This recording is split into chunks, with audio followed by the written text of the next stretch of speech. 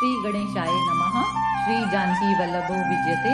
श्री रामचरितमानस अयोध्या कांड। भरत बचन सुचि सुनि सुर हर्षे, साधु सराहि सुमन सुर बरषे। असमंजस बस अवधम वासी, प्रमुदित मन तापस बनवासी। भरत जी के पवित्र वचन सुनकर देवता हर्षित हुए और साधु साधु कहकर सराहना करते हुए देवताओं ने फूल बरसाए। अयोध्या निवासी असमंजस के वश हो गए कि देखें अब श्री राम जी क्या कहते हैं।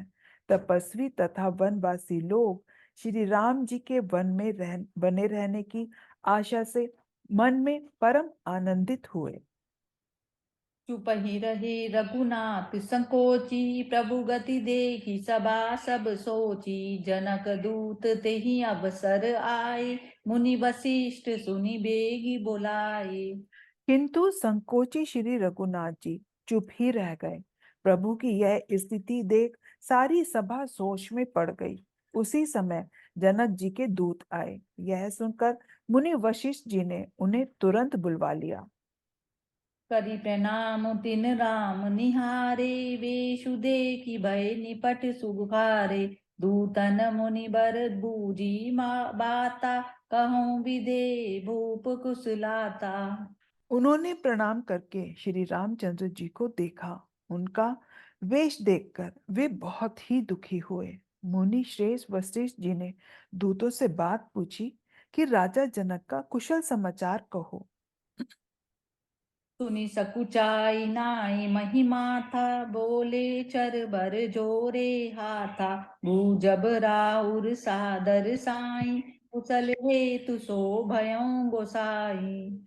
यह मुनि का कुशल प्रश्न सुनकर सकुचाकर पृथ्वी पर मस्तक नवाकर वे श्रेष्ठ दूत हाथ जोड़कर बोले, हे स्वामी, आपका आदर के साथ पूछना यही हे गोसाई कुशल का कारण हो गया।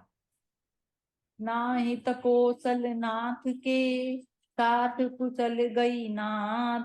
मिथिला बद विशेष ते, जगु सब भयउ अनाथ। मंगल भवन अमंगल हारी, द्रवहु सो दशरथ अजिर बिहारी।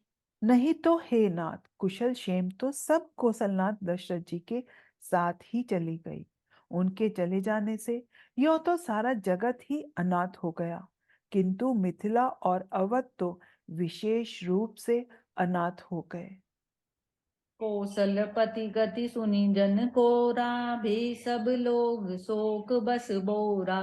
जेहि देखे तेहि समय विदेहु, नाम सत्य अस लाग न केहू।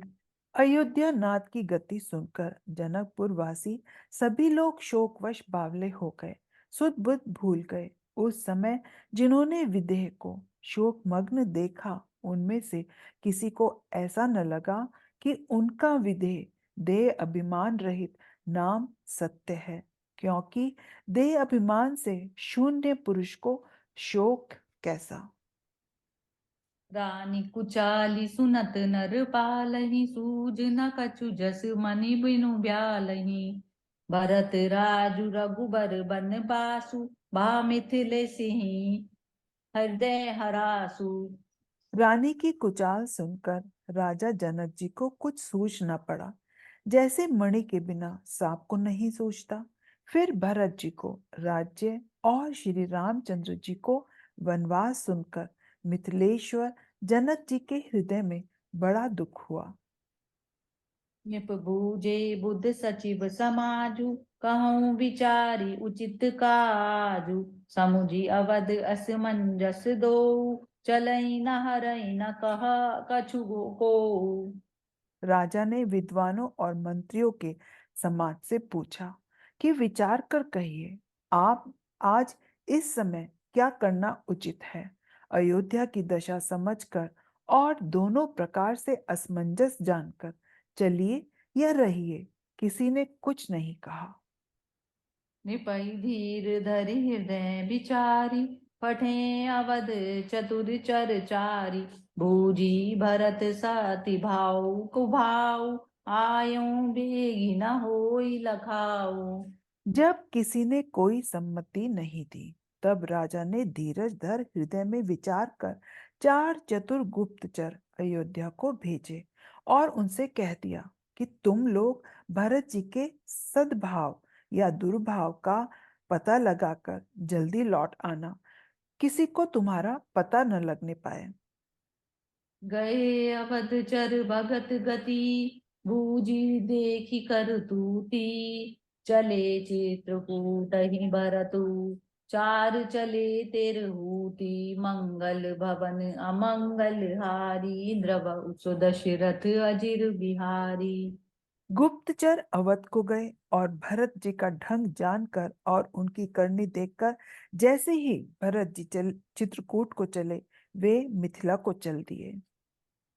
दूतन आई भरत कई करनी, जनक समाज चता मति बरनी, सूरी गुरुपुर जन सचिव महीपति, बे सब सोच सने बिकल अति। गुप्त दूतों ने आकर राजा जनक जी की सभा में भरत जी की करनी का अपनी बुद्धि के अनुसार वर्णन किया। उसे सुनकर गुरु, कुटुंबी, मंत्री और राजा सभी सोच और स्नेह से अत्यंत व्याकुल हो गए। धरि धीर रजु करी भरत बढ़ाई, दिए सुभट साहनी बोलाई, घरपुर देश राखी रखबारे, हए गए रथ बहु जान सवारे। फिर जनक जी ने धीरज धरकर और भरत जी की बड़ाई करके अच्छे योद्धाओं और सहानियों को बुलाया। घर, नगर और देश में रक्षकों को रखकर घोड़े, हाथी, रथ आदि बहुत सी सवारियां सजवाई।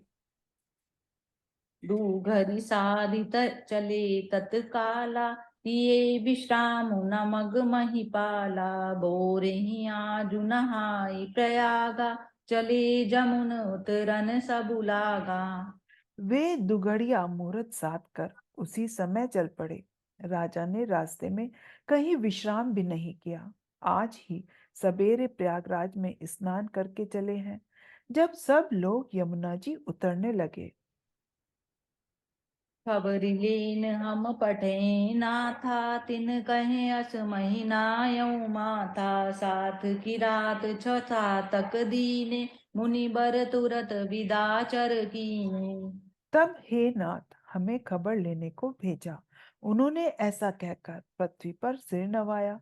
मुनि श्रेष्ठ वशिष्ठ जी ने कोई 6-7 भीलों को साथ देकर दूतों को तुरंत विदा कर दिया। सुनत जनक आवगनु सबु, हर्षेउ अवध समाजु, रघुनंदन ही सकोचु बड़, सोच बिबस सुर राजू, मंगल भवन अमंगल हारी, द्रवउ सो दशरथ अजिर बिहारी। जनक जी का आगमन सुनकर अयोध्या का सारा समाज हर्षित हो गया। श्री राम जी को बड़ा संकोच हुआ और देवराज इंद्र तो विशेष रूप से सोच के वश में हो गए।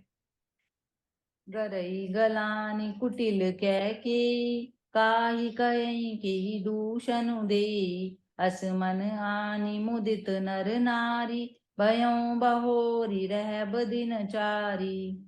कुटिल के कई मन ही मन ग्लानि से गली जाती है।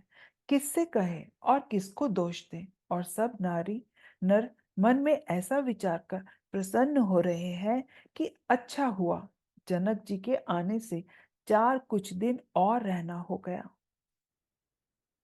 एही प्रकार गत बासर सो, प्रात नहान लागु सबको, करि मज्जन पूजहि नर नारी, गणप गौर गणप गौ हरि रमारी। इस तरह वह दिन भी बीत गया। दूसरे दिन प्रातःकाल सब कोई स्नान करने लगे। स्नान करके सब नर नारी गणेश जी, गौरी जी, महादेव जी और सूर्य भगवान की पूजा करते हैं। रमा रमन पद बंदी बहोरी, बिन वही अंजलि अंचल जोरी, राजा राम जानकी रानी, आनंद अवधि अवध रजधानी। फिर लक्ष्मीपति भगवान विष्णु के चरणों की वंदना करके दोनों हाथ जोड़कर आंचल प्रसार कर विनती करते हैं कि श्री राम जी राजा हो, जानकी जी रानी हो तथा राजधानी अयोध्या आनंद की सीमा होकर। सुबस बसऊं फिरी सहित समाजा, भरतहि राम करऊं जुब राजा। यही सुख सुधा सींच सब काहू, देव देहु जग जीवन लाहू। फिर समाज सहित सुख पूर्वक बसे और श्री राम जी भरत जी को युवराज बनाए। हे देव, इस सुख रूपी अमृत से सींच कर सब किसी को जगत में जीने का लाभ दीजिए। गुरु समाज बाहिन सहित, राम राजपुर हो। अछत राम राजा अवध, मरई माग सब को। मंगल भवन अमंगल हारी, द्रव उसो दशरथ अजिर बिहारी। गुरु समाज और भाइयों समेत श्री राम जी का राज्य अवधपुरी में हो और श्री राम जी के राजा रहते हुए ही हम लोग अयोध्या में मरे। सब कोई यही मांगते हैं। जय सिया राम। जय सिया राम।